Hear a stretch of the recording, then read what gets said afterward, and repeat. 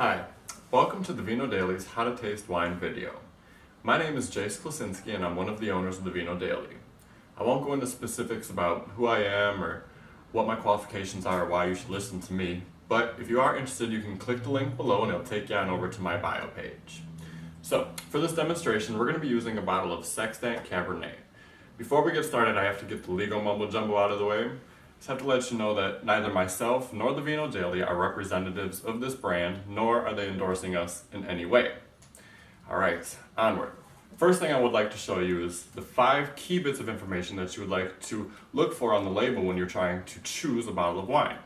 The first thing is going to be the producer. Second thing is going to be the region. One little tip for you is when you're looking at the region, the more specific they are, usually means it's going to be better quality wine. Third thing we're going to look for is going to be the varietal. The varietal refers to the type of grape that's used to actually make the wine. Fourth thing we're going to look for is the vintage. The vintage refers to the year that the grapes were picked to actually make this bottle of wine. And the fifth thing we're going to look for is the ABV, or the alcohol by volume. This is going to give us a good idea of the richness of the wine. 13.5 and up is usually going to be a good number to look for if you want a nice, rich, quality red wine. On this particular bottle, our producer is going to be Sextant. The region is going to be the Central Coast, which is referring to California. The varietal is going to be Cabernet Sauvignon, which is the type of grape used to make this particular wine. And the vintage is going to be 2011. On this particular bottle, they kind of hide the ABV, but it is over here on the side, and it's in little tiny gray font, and you probably can't read it, but it's 14%. So that means that this is going to be a nice, rich bottle of wine. Alright, now that we have identified the 5 key bits of information on the label, it's time to open our bottle of wine. For that, we're going to need a wine key. This is your standard wine key right here, nothing fancy. It's going to be the elbow right here, which is what you use for leverage when you're actually pulling the cork out of the bottle. And this is the cork screw. This is the part that you screw right into the cork, just like it sounds. Close this back up. And then over on this other side, we have a little cutter. The purpose of the cutter is actually to get through the foil on the top of the bottle. So what we're going to do is, there's a little lip right here on the top of the bottle. We're going to use that as leverage. Take the sharp side of your blade, and you're just going to put it right there along that lip, and then slowly spin your bottle around. As you go around, it's going to begin to cut the foil. You want to make sure that you do a full circle and get all the way around. Then you just kind of slide up on the foil like this until it slides on off, and you do what you can, pull it off. Close up this part so you don't jab yourself accidentally. And then what we're going to do is open up the corkscrew part. For this part, you want to be very careful. You want to make sure you take the corkscrew and put it right in the direct center of the bottle. You want to be sure that you don't go to the sides, because if you go towards the sides of the bottle, there's a possibility that you're going to actually break the cork off. And that's a mess that you don't want to do. So, you're going to apply a little bit of pressure right there in the very center, and just start to screw it in. Make sure you're going right down the middle.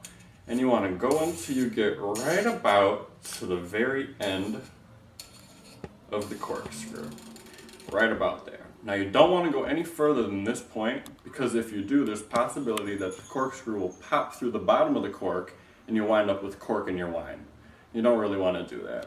So now that we're at this point, we're going to slide this little elbow in and put it right on the lip of the bottle. We're going to use it as leverage to just pull the cork right on up. And what you're going to have to do is slide on up to the second elbow, put it on the lip, and continue to pull. Now most people just pop the cork right out at this point. I prefer not to do that. I like to slide my hand up, and I like to hold on to the cork and the bottle and take my wine key on out. This is just the server in me. You absolutely don't have to do this. It doesn't change the quality of the wine or anything like that. It's just kind of my personal quirk that I can't let go of. Now we're going to finish removing the cork by hand. Slide it on out, set the wine down, and we're going to talk about the cork for a second. Now at restaurants you may notice people giving the cork a smell, and you may be wondering what in the world they're doing. Well, quite simply, they're checking to make sure the wine is good. If the wine has gone bad, it's going to give a vinegary or a very astringent bad odor. This particular wine is just fine. So, now that that's out of the way, we're ready to pour. The good part is ready. I like a little napkin or a serviette. You can use whatever.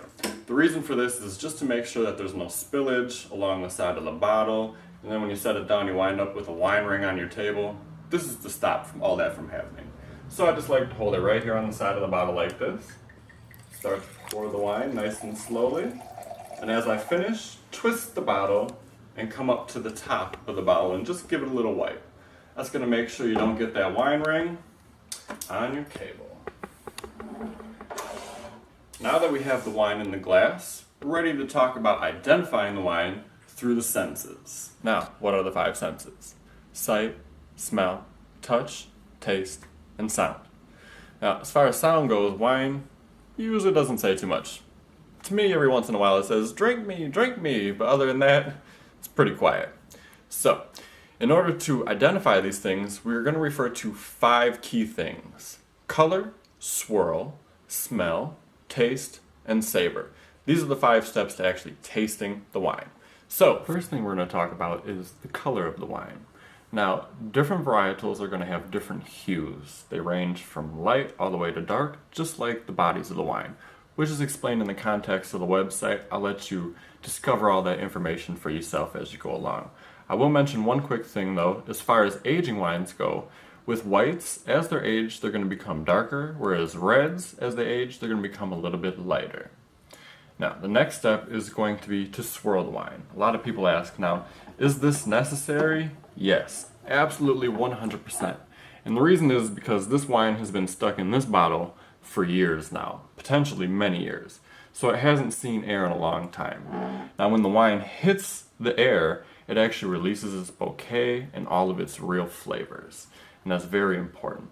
Now, another reason that we swirl is because we're going to look for legs on the side of the glass. Now, for video purposes, I don't think that it's really going to show up, but what I'm talking about is you'll see long little dripping tears going along the side of your glass, and that's the wine gripping to the glass and slowly dripping on down. Now, the reason that it clings onto the glass is because it has a little bit of a higher alcohol content, which translates to body, so it's going to have a little bit more body, a little more depth of flavor. In essence, a little bit of a higher quality of wine.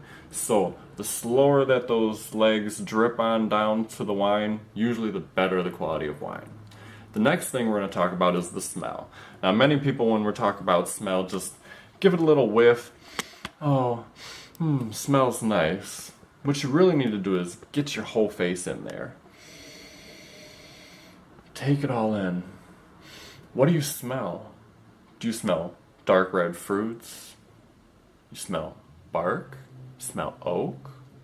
Scents of tobacco? Who knows? We get all different kind of things. This particular wine, I get a little bit of vanilla, a little bit of cassis, a little bit of tart cherry. It's a very aromatic wine.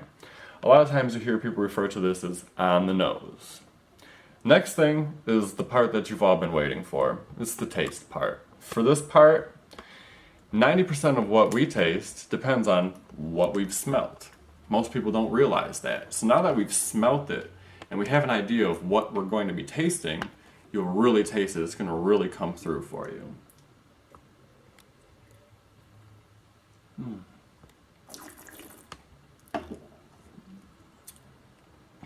Very nice, robust, very rich wine. Delicious. Like I said, the cassis, definitely.